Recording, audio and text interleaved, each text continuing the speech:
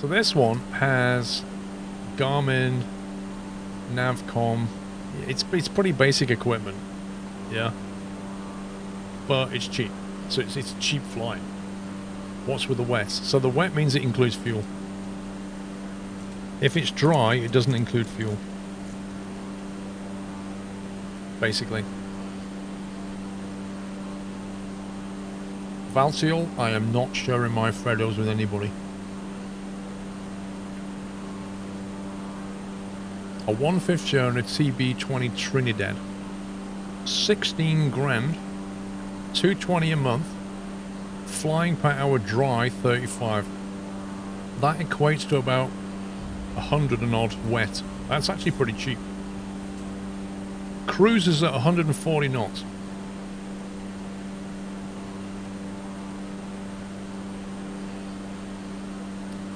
Has a 3-axis autopilot with approach capability. See, that's not bad. The only problem is, where is it?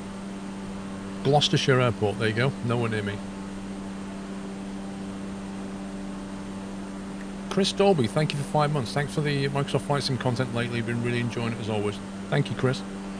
Mr. Gibbons, how you doing, sir? I hope you're well. Thank you for 30 months, Mr. Gibbons. I hope you've got your rig sorted out now. I'm kind of waiting for you to go racing again. Does it mean that you own 1/5 of the plane? It means there's 5 of you in a syndicate that own that plane. That's what it means. It's kind of like a timeshare, except you actually own 1/5 of the plane. The group owns the plane, and you buy shares in it. That's basically how it is. You're sitting in your new man cave. Nice.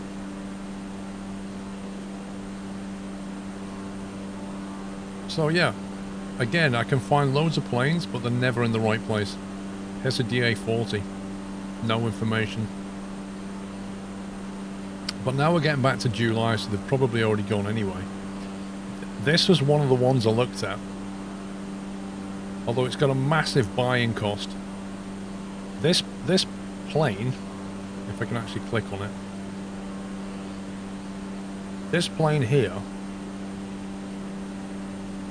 has a GTN 750. It has autopilot, G5s, which are the little screens. £250 a month, 115 wet.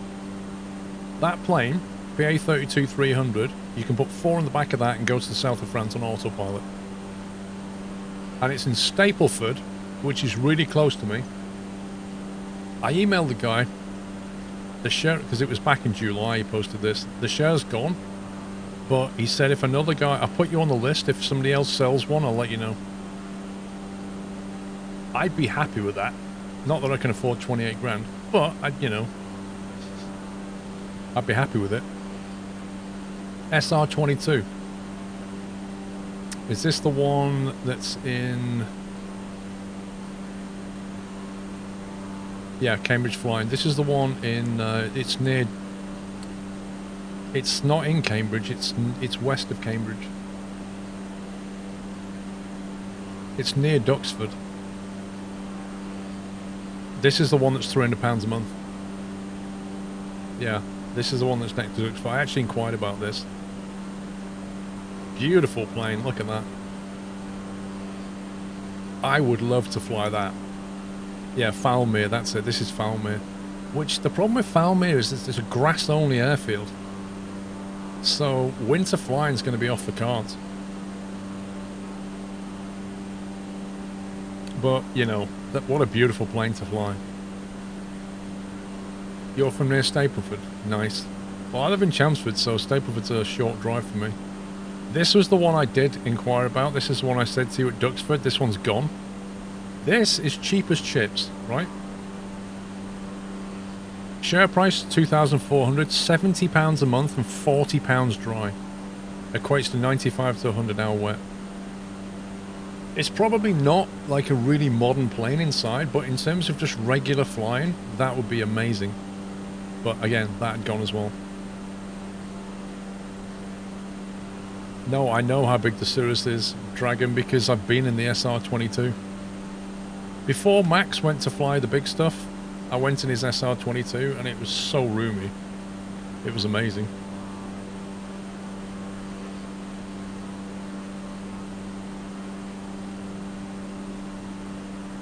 Tell you what, I'm glad I didn't do this flight without being paid.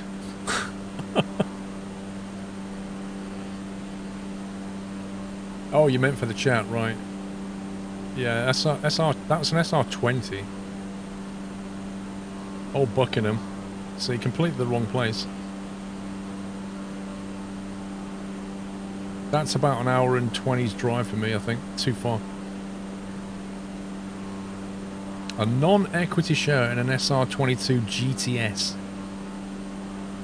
That, I don't know how much that is, but that's probably a fantastic plane. That one's based at Fair Oaks, which I'm not sure where Fair Oaks is actually. No, I'm not going to buy a plane. I want to share in a group. So I've got my eyes open, but you can see all of these got posted in like July, June. This is February now, and there's not a lot happening. Stuff's being posted, but it's nowhere near me. EGTF. Oh, Buckingham's 20 minutes away. Yeah, they're just in the wrong place, you know. I can find stuff that I want to fly, but it's just not close enough. Southwest of London. Yeah, that's not gonna happen. I ain't driving around the M25 to get to that. So for me, like North Weald, Earlscone, Stapleford, and Duxford. Duxford is like on my limit. Even Duxford would be like 45-minute drive. Experimental hours or ultralights. I mean, I'm just looking at what's coming up. That's the problem. Is it terrible to transfer one from the US to the UK? Well, you've got the physical transportation costs, but other than that, it's not that difficult. If someone drops out of the group, do your costs go up? No, they can't drop out of the group. They have to sell their share to somebody else. The group won't give them their deposit back. They have to find another buyer to get their deposit back. So if they're invested like 20 grand in a share or something, they've got to find another buyer to put their 20 grand in to get theirs back out.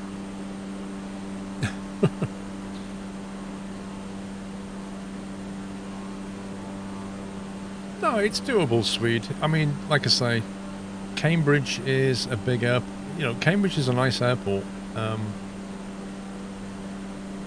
But from my house, it's about an hour and 10, hour and 15, depending on traffic. I think I'd like to be under an hour.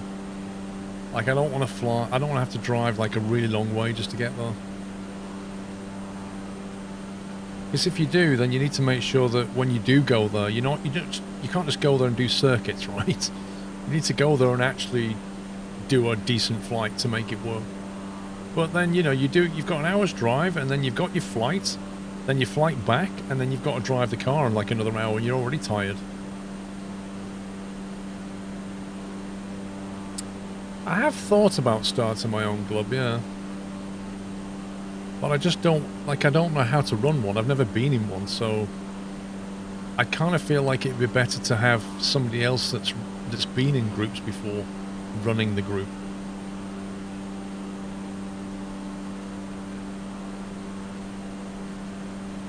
If they just stop paying the regular fee, well, there's when they sign up to the group, there's always like terms and conditions to do with the group. So what they would probably do is there's probably clauses in there to say if you stop paying the monthly fee, then the group can kick you out, take the money that you owed, and then give you the rest or something with a penalty. You pay landing and takeoff fees as well. You have, when you're the pilot, you have to pay whatever fees are on the ground. Like at North Weald, when I take off and land there, I don't pay anything. If I flew to Lyd, I'd have to pay their landing fee, which is about £24 or something. If you flew to Gatwick, assuming they let you in, you'd pay, I think it's about £600 to land your 172 at Gatwick. Because they really don't want you there.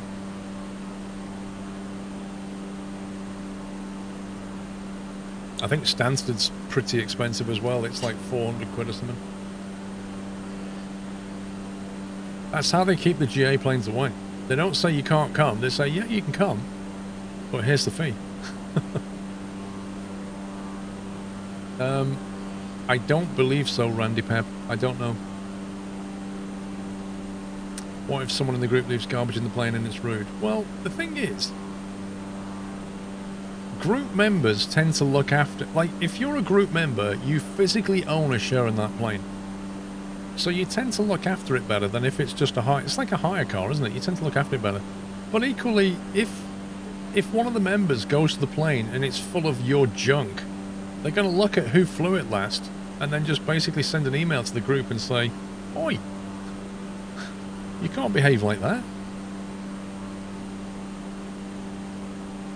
If you looked into a mortgage, would it be cheaper? And I don't want to get involved in that, though. You know what I mean? Like, I'm alright being in a group, but I don't want to go any further than that.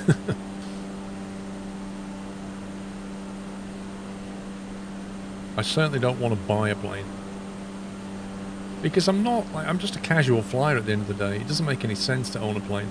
Owning a share of a plane is probably the most efficient way. If I'm doing, like, I don't know, say 50 hours a year, something like that, it's efficient. Owning a plane, you need to fly a lot more than that.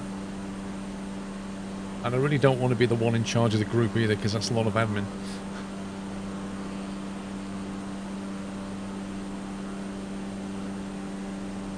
Yeah, generally speaking, there'll be somebody in the group that's looking after the group. They'll look after the rules.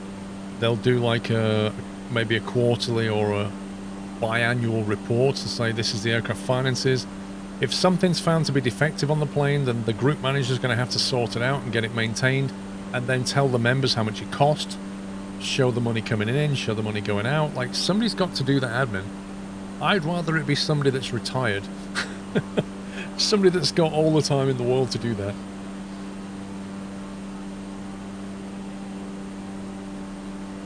Get yourself a paraglider for about 8k.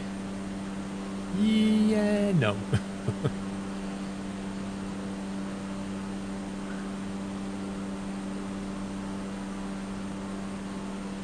Did you see the new 3000 series is coming out that also has 20 gigabytes of VRAM? Gee, I'd love to say I called it, but I did call it weeks ago. Okay, we're not that far away now. So we said down to 4,000, didn't we? That's what we said. Wouldn't it be cheaper to straight up rent instead of paying for a share? There's, Rhodey, there's pros and cons. At the moment, I just pay to fly, and a monthly fee of about 60 quid. The pros and cons are that if you're just in a group like I'm in, where you just pay as you go, you can walk away anytime.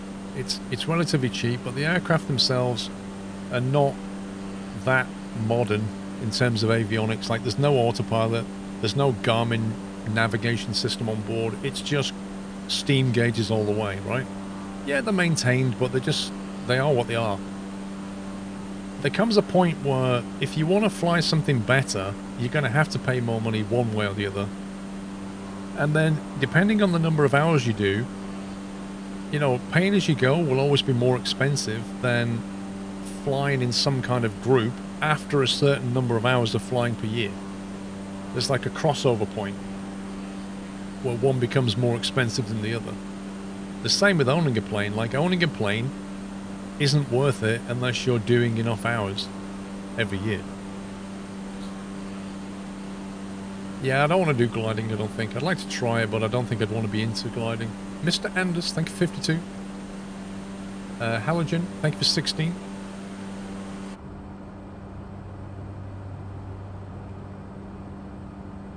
Let's go inside.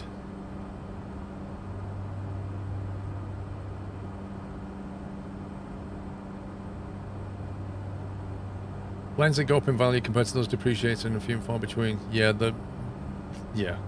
planes generally don't go up in value. Like planes are an ongoing expense. That's what they are. Which is why you're better off having a group of people to run them. Because you share the load. And if something significant goes wrong, you don't want to be the only one paying for it. Where you are in the US, there's a flight school where you can rent a 172 with a G1000 for 145 an hour. Yeah, you see, that kind of thing is just not really in the UK. Like, the standard of equipment, the basic level in the US is higher than the UK.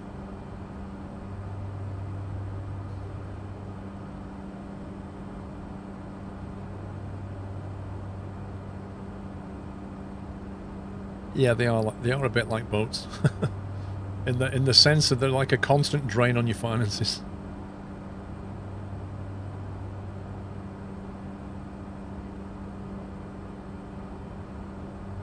I would like something that has, you know, reasonable... I'm not looking for, like, full glass. I'm just looking for,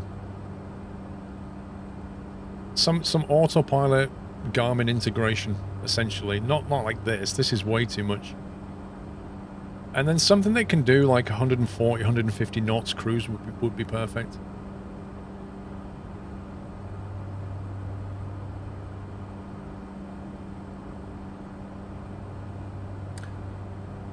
Yeah, true. Also, you can find other people to fly with, Ty.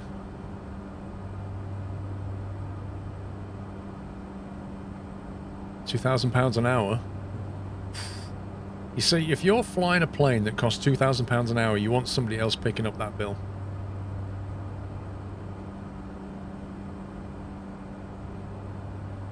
I didn't have any problems with installation of Honor, to be honest, Aurora.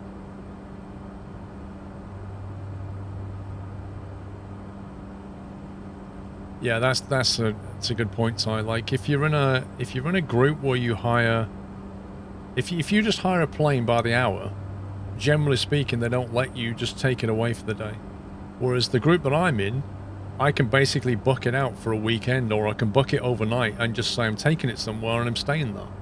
And they're fine with that. In fact, the group themselves organise trips to France where they'll take the planes, fly them to France for a couple of days and then fly them back. In Sweden, we have a 172 with a G1000 fly for £140 an hour. Yeah, I can't find that over here, Rakamora. I just can't find it. Like, I've not seen anywhere that rents that out anywhere near me.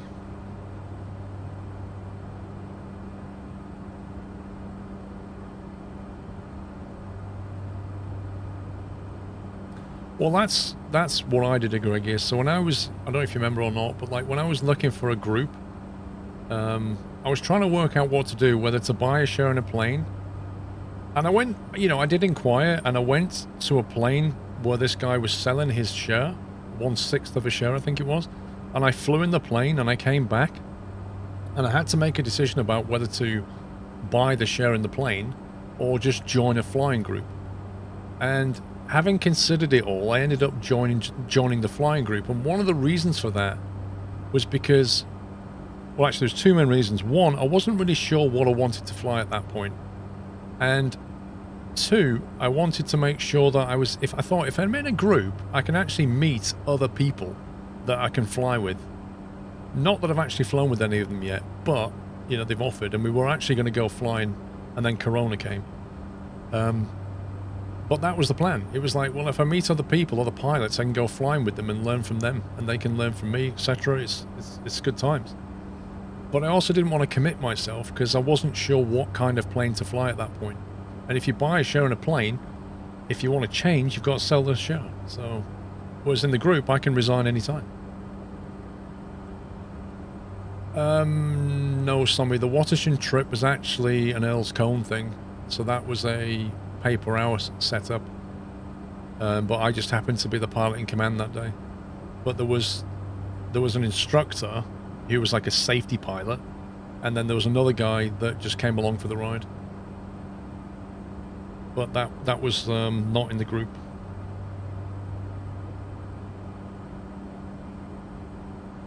And every time I mention buying a share of a plane to Mrs. Squirrel, she's like, I don't, no, don't do that. Don't buy a show in a plane. I'm like, why not? She just doesn't like the idea. I don't know why.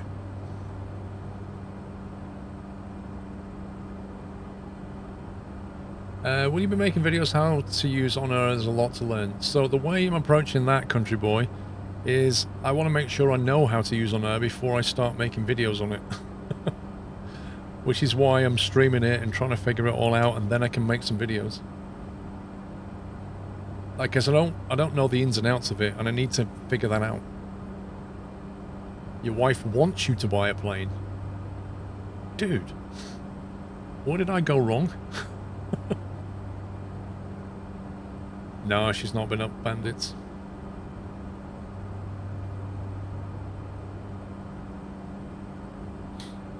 You're flying to see your girlfriend and her son on Monday, so he can sit in the plane for a bit. Nice.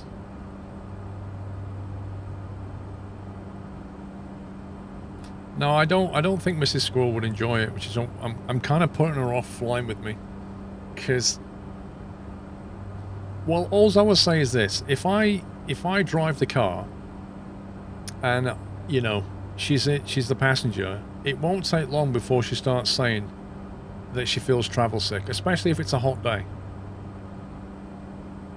You have to drive around like you're holding a glass of water when you drive a Mrs. Squirrel, otherwise it's like, I feel sick. I'm thinking, I don't want to be in a plane. I don't want to take her up in a plane as much as I'd like to. You know, in a car I can just go, alright, you feel sick, let's just pull over. If you're up in a plane, what are you going to do? And it gets pretty bumpy in a plane sometimes. You know, it's not all super smooth tarmac up there.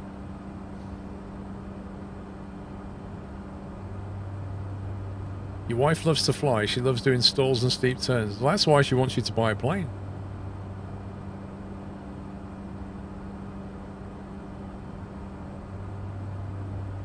Well, that's interesting, Ty. That's very interesting. But for some reason, I don't think that would be the same with her. Bath bags, yeah. Do you want to be in a plane when somebody's throwing up in a bath bag? I think I'll skip.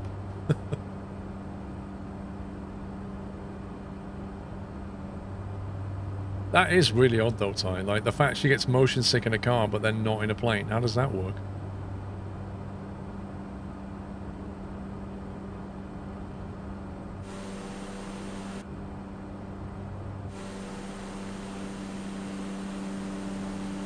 Let's get a bit more hilly round here.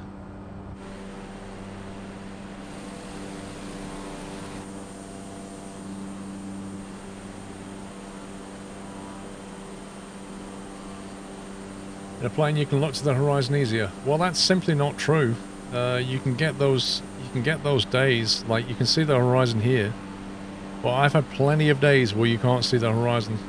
It's just the visibility's not there, you know?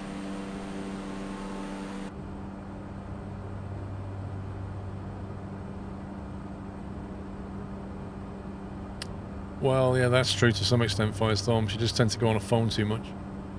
I keep saying that to her. I say, if you drive and you're holding your phone like this, you're going to start feeling sick.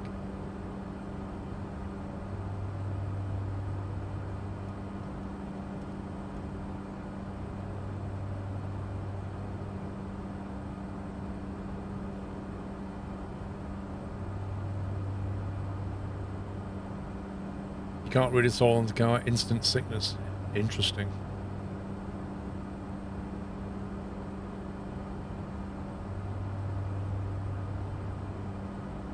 Tell you what, they've got some nice weather here right now.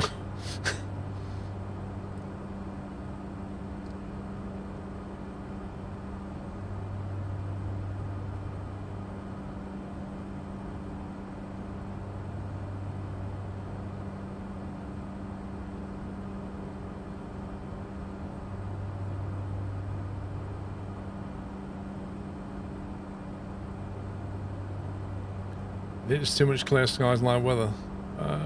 I don't know. I'd have to have a look at the weather over there. Let's see what it is. So we could have a look. Actually, if I find an airfield nearby.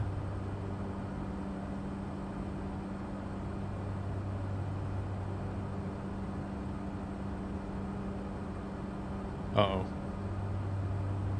I just did a thing. Why has it done that? Can we undo that? Where's the undo button? I don't want to check the weather.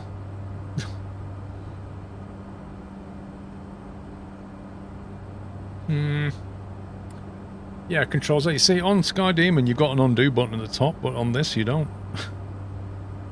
Seems like a bit of an omission. I just added it into the route somehow. Can you fly if you use glasses? Absolutely.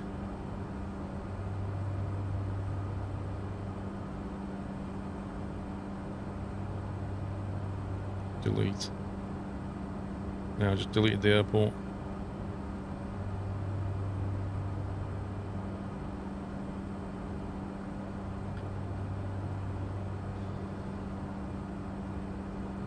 See, if you look at the weather report on that, basically 10 statute mile visibility. So, you know, it does kind of imply that the weather's fine.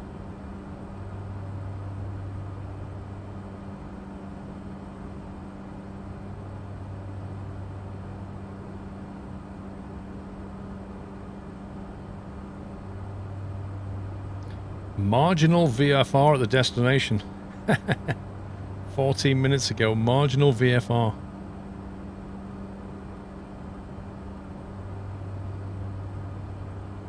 Broken at 1,500 feet.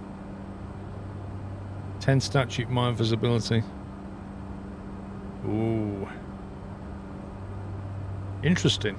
Okay, well, if the live weather's working fine when we get there, we should have broken at 1,500 feet visibility.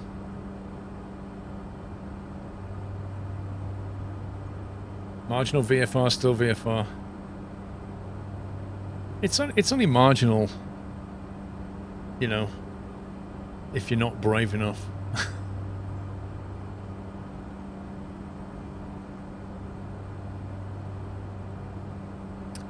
How do you feel about Deadstick now? Seems like they missed the boat and they seem to be chasing the wrong features like the Avatar stuff.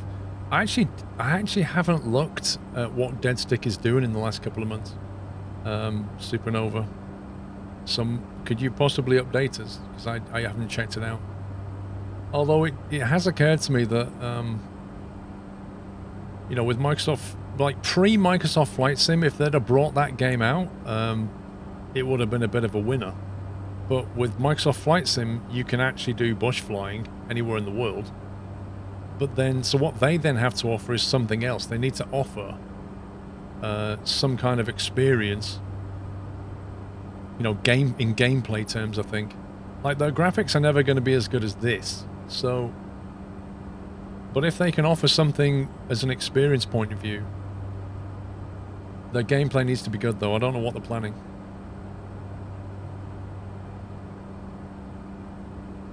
Who made delivery? It was one of the subs called Sir Blackie. He made it for the Kingo as well. Uh-oh.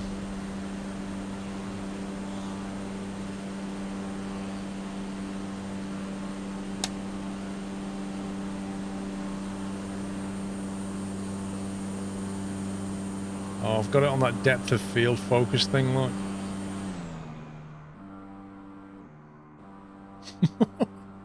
Hang on. I'm trying to remember the hotkeys on the controller. Mr. Falmoose, thank you for subbing. Welcome. It's got the depth of field on, look, you can see. I forget what the button was to change it. It kind of blurs the background out.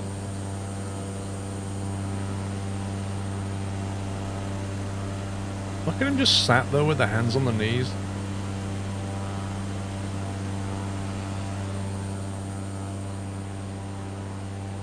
The last update was about putting avatars in the Sims so that you can wander around camping. It looked really crude stuff that should probably have been abstracted. Seems like lost focus.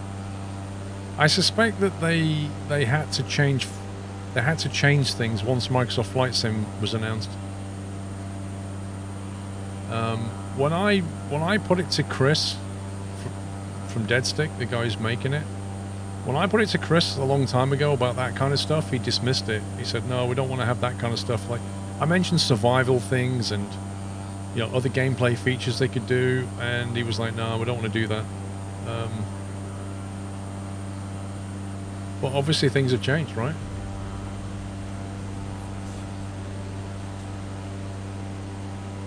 Salty, thanks for 5 months. Good afternoon. So, I don't know. We just have to wait and see what they come up with. But gameplay, it has to now separate itself from Microsoft Flight Sim's Bush Pilot, right? That's what it has to do. And I think they're going to have to add stuff like customizable planes so that you can fit... See, I always thought that the way they should focus it... You know, I need to get rid of this focus on the camera. Focus mode, manual, auto...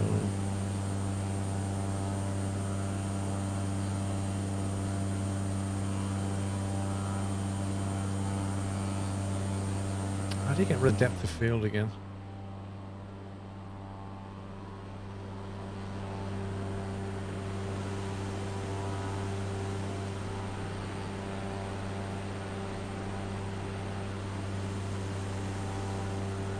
There you go. Reset the down thing. I forgot what I was saying now. Basically, I always thought that the game itself, the way I would have taken it, and obviously Chris has different ideas, would be to focus on making you make decisions about stuff. So, if you're flying around in Alaska in a bush plane, and you know, you can fly from place to place. You might be flying around and you see something and think, oh, there's a building there. And you go and land in it, you land next to it, you go in the building, and inside the building is some piece of equipment which will upgrade your plane. And you keep doing that, and after a while you build up all these different parts. But you can't fit them all to the plane, so you have to make decisions about what you want to do with your plane, like how you want to configure it. Like, do you want to add bigger fuel tanks to give you a longer range? But if you do that, you might not be able to bring so much cargo back. So if you go out in the field in Alaska and you find something that you really want to bring back, but now it's too heavy because you put those tanks in there, you know, there's this kind of the ability to make you compromise. Every time you make a decision on the plane, you compromise something else. That kind of stuff appeals to me, and I think they should have played around with that. I don't think they should have made it a survival game. Having an avatar in the game is a bit... I don't know if that's necessary. I think just being able to walk around in first person is enough. I don't think you need to have a third-person avatar. But I like the idea that you could jump on the plane and damage it, which she showed very early on. But yeah, a little bit like a My Summer plane. Although My Summer car is kind of... It's a bit rigid in a way, isn't it? Because you're trying to just make it go fast. Whereas in this, you might have to come... You might see something out in the field and think, I need to go and get that, but maybe it's on a small island with water, and you need to find the floats for the plane, right? So you need to get the floats from somewhere. Then when you've got the floats, you can fit them, then you can go and land in the water, get on the island, get that thing out of there. But then on the way, you get lost, you know. I don't know, they could go all kinds of directions with it at the end of the day. Assistant aircraft and costs for repairs. Well, in a game like what they're making, there's no real cost to repairs as such, because I assume you have to do everything yourself. There is an interesting question about how you get parts, or what you do if you actually break your plane. Or let's say you run out of fuel, like what happens then? Who's going to rescue you?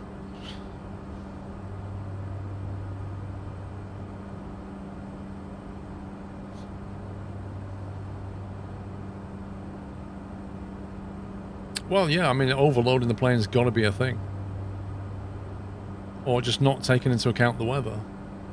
I mean, I think he was making the plane so there's no actual navigation system, so there's no GPS on board. So you could feasibly take off, fly around and get lost. Or you can get weathered in and get completely lost. Aliel, thank you. My summer car, I think, is due to go to version 1 this year, Bruce. But I haven't looked at it in a while, so I've no idea.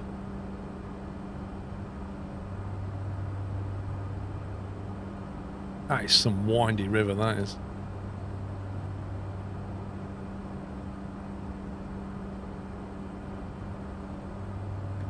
I notice it's going very, very blue and misty outside.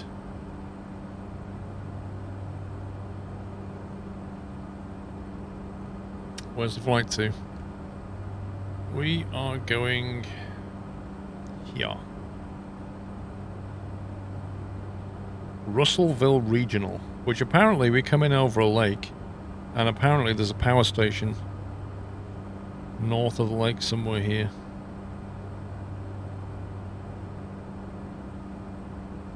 Which I think is probably, my guess would be that that is a bridge, and that's actually a dam, would be my guess, with the water here. I could be wrong, but I'm kind of got a feeling that might be a dam, and that could be the power station.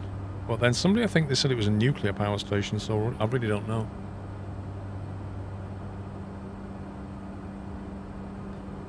Did you ever try Take on Helicopters?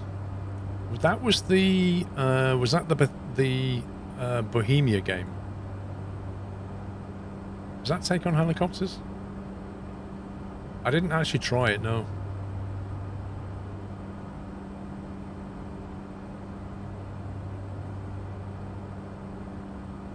Did you try it?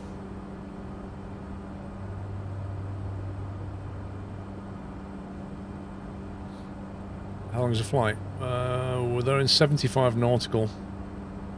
25 minutes to touchdown. Using the Army engine became a utility pilot. Great concept's pretty broken. See, in my experience, Bohemia tends to miss the mark quite a bit. They did it with armor. You know, the DayZ mod. I don't know. They missed the mark. There's so much. Mr. DK Trucker.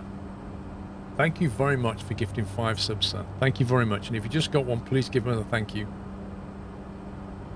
It's very kind of you, DK. I think they missed the mark quite a bit at Bohemia. They always deliver what they think people want rather than what people actually want. And I think when I saw that, I just thought to myself, that's probably going to be a meh. Armor's great. Is it? It is and it isn't. Like, it is and it isn't great. There's a lot of things that are super, super clunky about armor. Like, every time you try and interact with stuff, that the whole kind of way that you used to click and stuff, get a pop-up menu on an item, it was super clunky. And in the middle of combat, a combat situation, which is what armor's all about, you don't want anything that's super clunky. Because it's super frustrating when you die, because you die very quickly in armor. As you should, you know, rounds hit you in the face, you should die very quickly. But yeah, the whole inventory management and the way, it's just super clunky. I used to love playing Armor Wasteland. Like, Armor Wasteland is something I went on to after the DayZ mod. And we had insane amounts of fun in Armor Wasteland. Because it was much more fast-paced. With, like, you know, red versus blue with like an indie in between. And it was... You could have some amazing battles. And there's nothing better than just RPGing somebody or assaulting a base. It was just terrific fun. Driving a vehicle around only to get chased by a tank, you know, it was just wonderful. With the occasional chopper thrown in. But yeah, there's just stuff about it that's super clunky. Mr. Ronan, thank you very much. You wonder if this is what pilots do while cruising, just have a chat. What do you think pilots do when they're flying you for 4 hours to Tenerife? I mean, apart from stuff that they have to do, you know, of course they're going to chat. Probably watch Netflix. Yeah, that's what they do. They tell you to turn all of your devices off and put them into flight mode so that they can put theirs on and watch Netflix.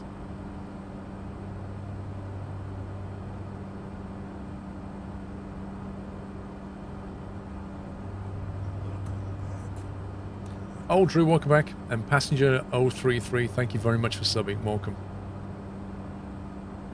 Sounds a bit like BF2. Do you mean... What do you mean by BF2? Because that can mean a few different things. They take naps.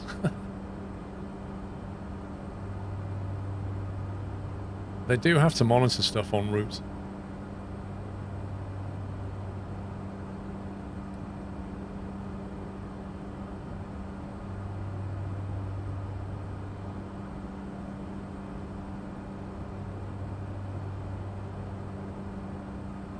I know, Dragon, it's absolutely ridiculous. Make sure all your devices are in flight mode. It's like, why?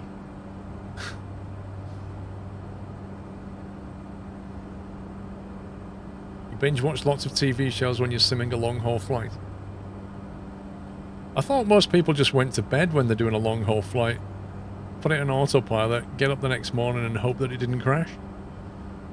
Isn't that how it is?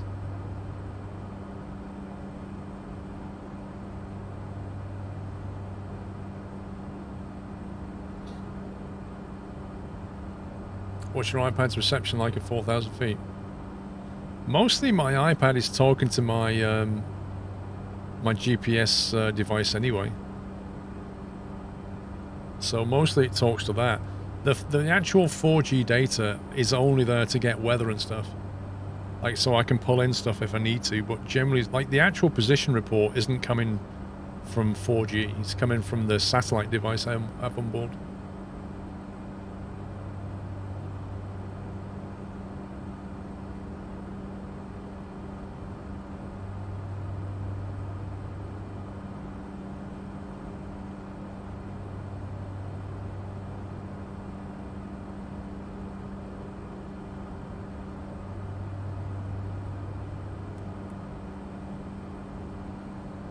Hendo, you're welcome, sir. You don't understand how a modern aircraft can be flummoxed apparently by devices not in airplane mode. It's not... The thing is like, most of the planes that you fly in, like, a lot of them were built before phones became a thing, so... Because they were never designed to have 200-300 people on board with transmitting wireless and Bluetooth devices, they didn't know if they would have an effect on the onboard avionics, so rather than take the risk, they generally said, turn them off, because we don't know what it will do. That was the approach that they took. But, you know, it's pretty much safe to say now that it's not having an effect, right? Like, there's bound to be a bunch of people on the plane who never turn them into flight mode anyway. Like, they're like, no, I don't care. Ronan, welcome back.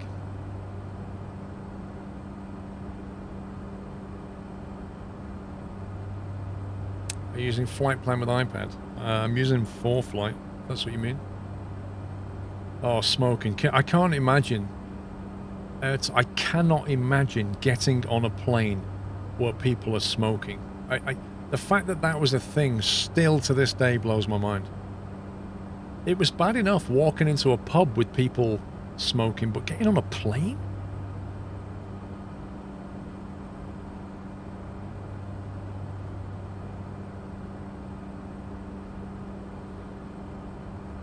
A security researcher hacked into a plane's thrust management computer via the in-flight entertainment system. Wow. Wow.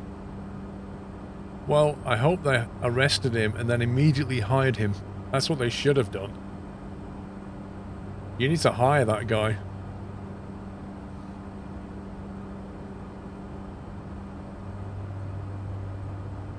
Remember being a kid, non-smoking was row one, was one row in front of the smoking seats. Oh my, yeah. So you get all the smoke just blown into your face. Not only that, it stinks. Like, smoke, you know, it gets into the cloth and it makes everything smell. Can anyone join Squirrel in Honor? In Honor, at the moment, we're only taking subs on board. So what you need to do is go in Discord, go into the flight sim room in Discord, and tell us what your apply to join the VA in Thunderworld in Honor, and then tell us what your pilot name is. We're just doing that because we have no experience of running a VA in On Air, so we want to do it safely initially.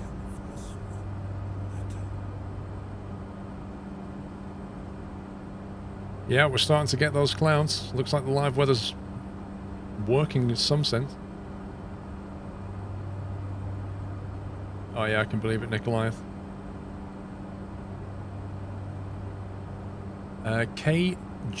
KJB, thank you for 7 months. Any further thoughts on FSC versus On Air?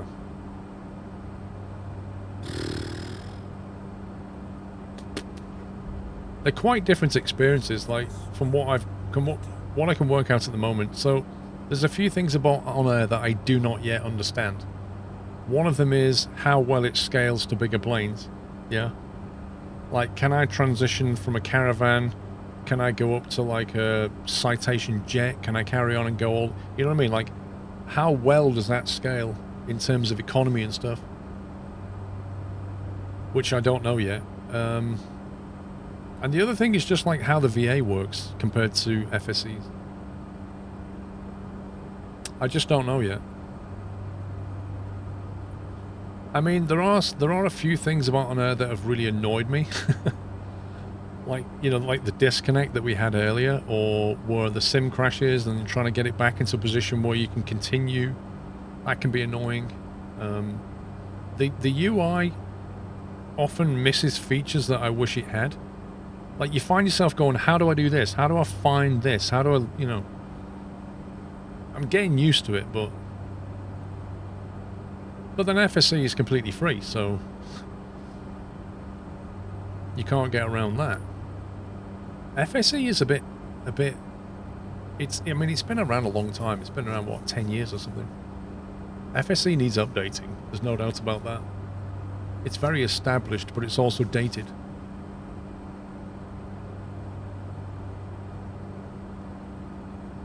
But, you know, we actually know that On Air is being actively developed, whereas FSE, I don't think they've even opened applications up, so I don't know what's going on with FSE. Economy is messed up as you make way too much money with big jets. That was always my concern with these games in general. Like you say, when you start flying the big stuff, if you're making silly amounts of money, then it becomes a little bit like Euro Truck Sim when you get to a certain level where you just start making silly money. And you're like, well, if I had 2 billion euros sat in my bank, would I really be driving a truck?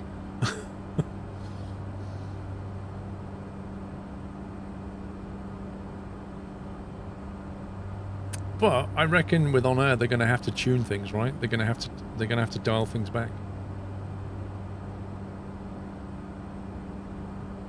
Nation ASOS is 132.475.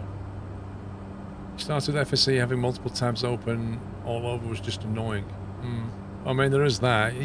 With this, you've got like one client, haven't you? Well, there's a cloud coming in. 40 nautical. Going to start descending at about 20, I think. Short Roby, thank you for 19 months.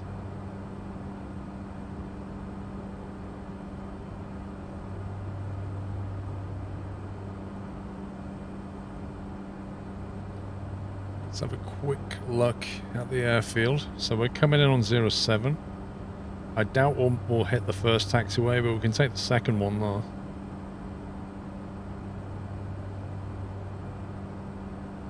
Fairly simple looking airfield.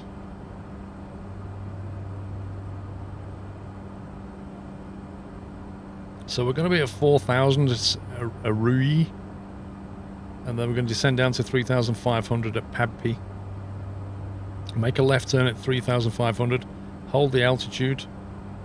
Sorry, at Pabpi we're going to then descend to 2,800 and then down to 1,120 is the plan.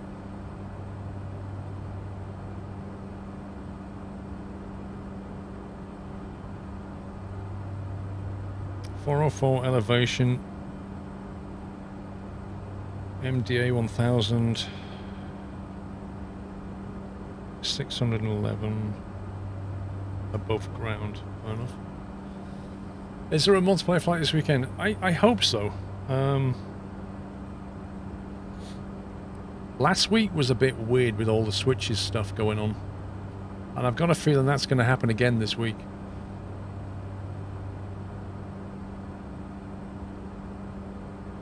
I don't know, last week was weird. We had people like me who had fuel tanks going on and off, dials being turned. Other people had the autopilot turned off or the screens turned off. It was so weird. So weird.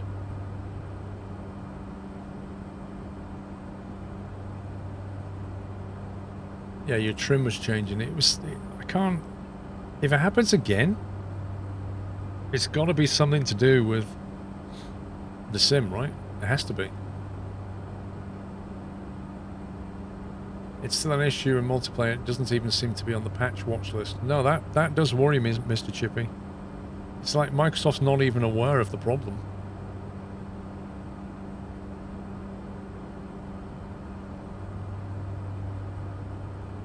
Part of me thinks maybe we should just go for a slightly more challenging group flight. The problem is there's that many of us that we can't, you know, we can't go landing in really small dirt airfield, like really small grass strips or anything. Because there's just too many planes. But I don't want to be landing on massive strips of tarmac all the time. Apparently a fix for that was to turn off ground traffic. Yeah, but I don't understand that, Neo, because when I set my options, I have no... Actually, I have no air traffic, so maybe that's different. How do you turn off your ground traffic then, Neo? Is that in the settings? And how can turning off ground traffic affect that? I don't know. Mass51, thank you for 50 months, sir. Hope you're well. You have no issues and you have no ground or air traffic set.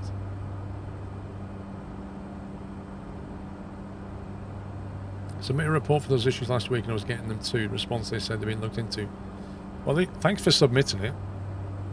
Might actually get something looked at. So, Duckspeak, where do you turn off the ground options then? Is that settings? Well, look at that. We've actually got reasonably accurate weather. Broken at 1500. Amazing.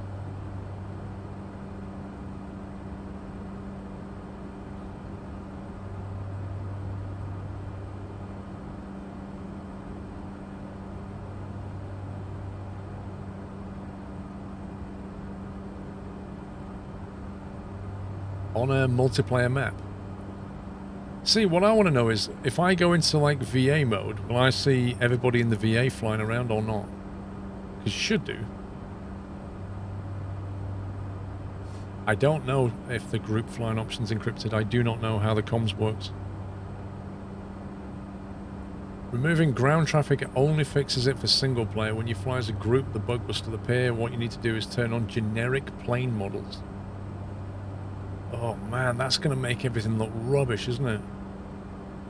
That means every plane that joins, does that make it look all the same? Turn on generic plane models for both AI and multiplayer.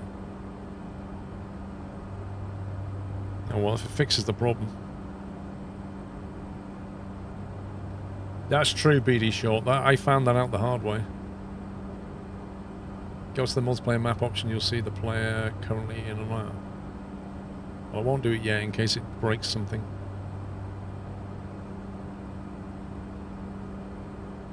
Generic plane model stops the crosstalk and avionics. Apparently.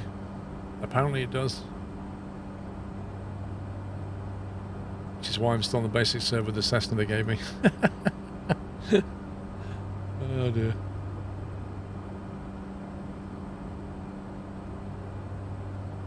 But if I put on generic models, does that mean no matter what people are flying, I'm just going to see everybody flying the same thing? Is that what's going to happen?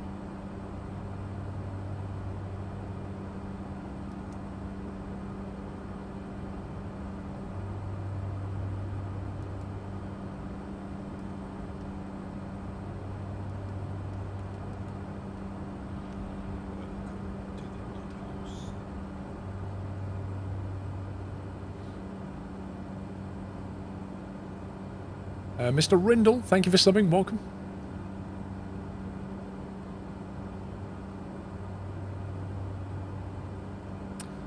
Yeah, that's true. You can actually pause on air, but like you say, you have to have nothing rented. You can't go paused when you've got stuff rented out.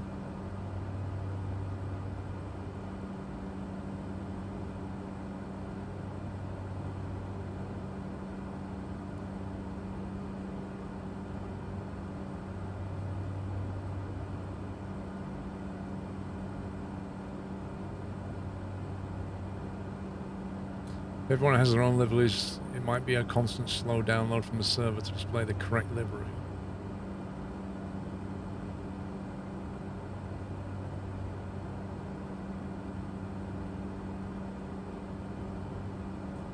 Lol, Aurora.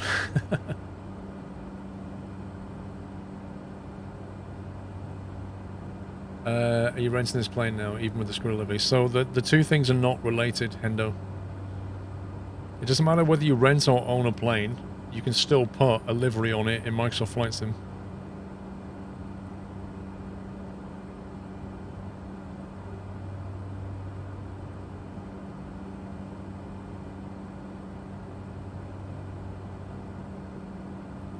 If you landed out of the way airport, you can cancel the rent and chance the plane will be there. So when you wanna hand the rental back, if it's not in the airfield where you started, you'll be charged a fee. So the further away you've flown it, the more fee you'll be charged when you end the flight, when you end the rental.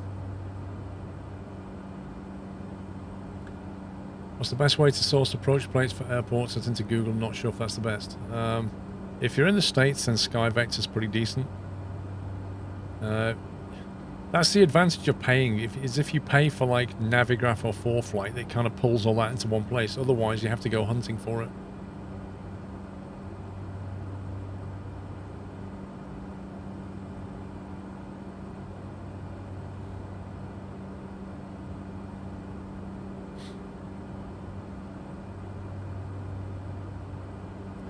I don't know if we're going to see, with all this cloud, if we're going to actually see this power station.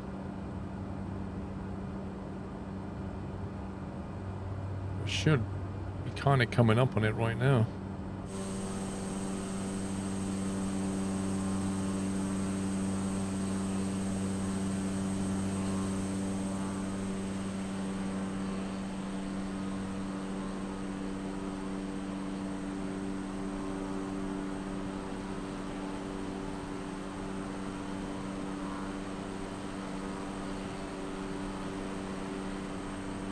Typical, we have clear skies all the way here, and then when we get to the thing where we want to see something on the ground, it goes cloudy. Absolutely typical.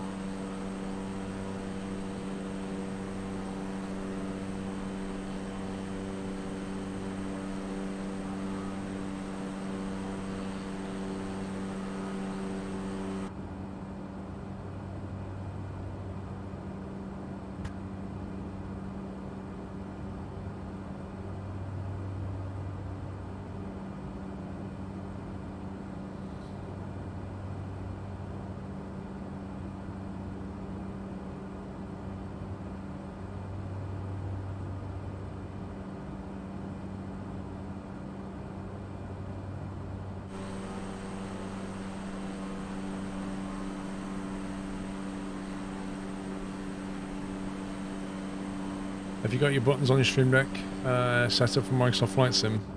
A bunch of them, yeah.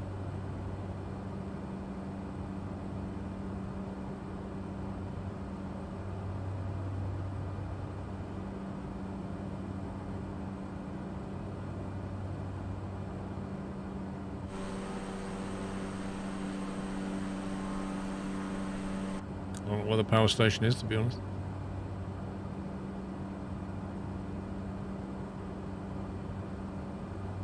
Yesterday's weather was awful in Nashville. You should have been in the UK. It's pretty bad in the UK as well.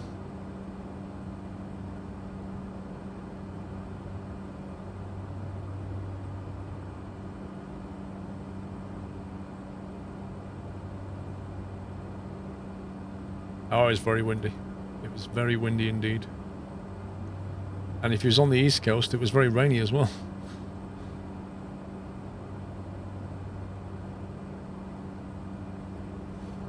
So I think I want to be flaps 1 before this 90-degree left turn. Otherwise we're going to overshoot that.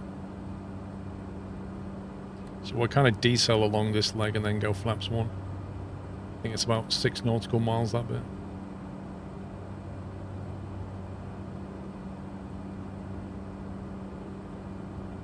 Will they bring the A380 to Microsoft Flight Sim? I don't think Asobo will. I think somebody else may do.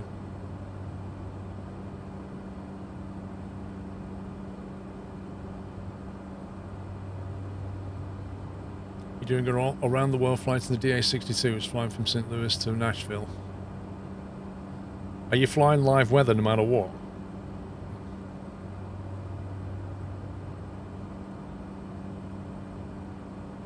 Right, we want to get, after this, we want to be down to 3,500, flaps 1 for the left turn.